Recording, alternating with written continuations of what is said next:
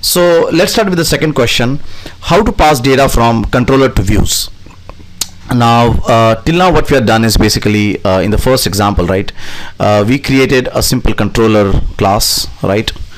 So we had one nice controller class, and this controller class basically invoked a simple page, a simple view, index.aspx.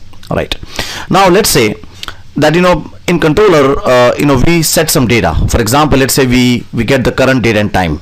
Okay, just a simple example. So current date and time, and we would like to display this current date and time on the view. So how do we do it? So let's go ahead and open our Visual Studio first. So let's open our first sample, the previous sample which we have created, that is the hello world sample, where we had created a controller, and the controller invoked a simple view called as index.aspx.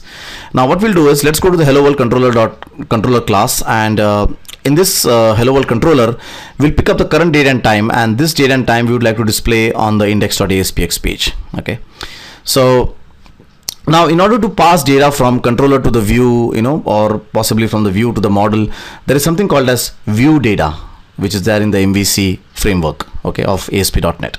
So let's go ahead and define a simple view data with a name called as current time. So you can see that basically I have created a simple view data over here with the name called as current time, and let's set the current date and time to this variable, right? Now the next task is basically to display the view data, that is current time, which we had set in the hello controller class, on the ASPX page or on the view. So let's say, so let's display it. So the current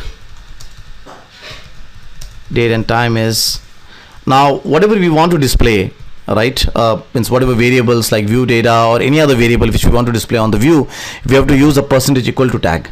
So you can see that I've defined a percentage equal to tag as a start, and then the percentage tag as the end, and in between of this I would like to go and say that please go and display this variable, that is view data current time.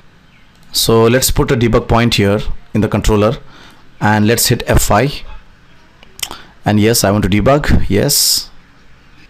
So once we run the application, you can see that there is an error popped up here, and this error is but obvious. Why? Because we have yet not invoked the action. So until we don't invoke the action hello world, it will not go and invoke this index function, and it will not go and invoke the index.aspx page. So let's go ahead and type here hello world, and let's say enter. Now the time I do that, you can see that basically it has come to my debug point here, that is in the index function. So just let's move the debug point ahead, and let's go and see in the quick watch what is there in the view data.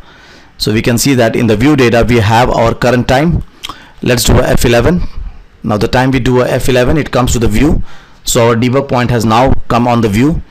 Let's quickly go and check if we are able to get the view data in the view. Yes, we are able to. And if we run this whole thing, we can see that basically it has displayed the data on the view.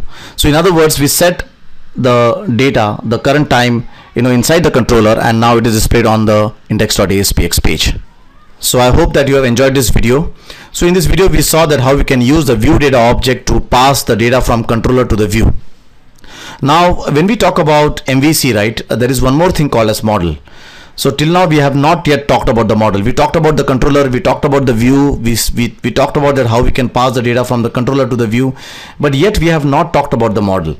So what we'll do in the next video is we'll talk about the complete model view controller in totality. So we'll introduce a simple class called as customer, which will be nothing but our model, and we'll see the whole MVC action in totality, and we'll try to understand that how we can create MVC project using the MVC framework. Thank you very much.